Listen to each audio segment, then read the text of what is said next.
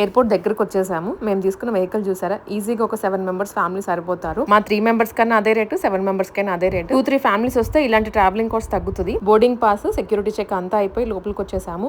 Shopping చేద్దామని చూస్తే ఇదేం అంత పెద్దగా కూడా లేదు. మన విజయవాడ ఎయిర్పోర్ట్స్ ఎలా ఉంటాయో అలా కొంచెం చిన్నగానే ఉంది compare to Bangkok. So finally ఇంకొక కంట్రీని వదిలి వెళ్ళిపోతున్నాము.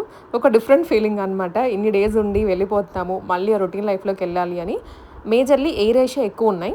మేము వచ్చిందైతే ఎయిర్ ఇండియా ఈసారి సెలెక్ట్ చేసుకున్నాము విత్ ఫుడ్. ఈ ఫుకెట్ ఎయిర్పోర్ట్లో సగం మంది నాకు ఇండియా వాళ్ళే కనిపించారు, తెలుగు వాళ్ళు పర్టికులర్లీ. ఏజ్ ఫ్రమ్ 40 to 60 వాళ్ళు కూడా ఫుకెట్ వచ్చి ఎంజాయ్ చేశారు. వీళ్ళే కాదు, ఫ్యామిలీస్ కూడా చాలా మంది ఉన్నారు. ఒకసారి ఈ టేక్ ఆఫ్ సీన్ చూడండి, ల్యాండ్లో నుంచి అలా సీలోకి. చాలా తక్కువ ఎయిర్పోర్ట్స్ ఉంటాయి ఇలా సీకే అనుకొని. సో ఇదో అందులో ఒకటి. ఇలా టేక్ ఆఫ్ అవ్వగానే మొత్తం సీనే, సగం జర్నీలో మొత్తం సీనే కనిపిస్తుంది. ఈలోపు మాకు ఫుడ్ కూడా వచ్చింది. మేము చికెన్ బిర్యానీ ఆర్డర్ చేసాము. ఎంత చిన్నగా ఉంది చూసారా అసలు, ఇంత బౌలు, దాంట్లో సగం మళ్ళీ రైస్, ఇంకొకటి కర్రీ ఏదో ఇచ్చారు. ఇండియాలో ల్యాండ్ అయ్యే టైంకి 7:30 or 8:30 అయింది. కరెక్ట్ టైంకి తీసుకొచ్చారు. ఇమిగ్రేషన్ ఇదంతా పర్ఫెక్ట్ టైంకి అయిపోయింది, కానీ డ్యూటీ ఫ్రీలో లేట్ అయింది. రాగానే మన తెలుగు ఇంటి రుచుల్ని టేస్ట్ చేసేసాము. ఇది అండి సిరీస్ ఆఫ్ ఈవెంట్స్ థాయిలాండ్ ట్రిప్లో. ఈ రీల్స్ పోస్ట్ చేసేటప్పుడు నన్ను చాలా మంది ట్రిప్ కాస్ట్ అడిగారు, ఐటినరీ అడిగారు. సో నెక్స్ట్ రీల్స్ నేను మీకు డీటెయిల్డ్గా అన్నీ చెప్తాను.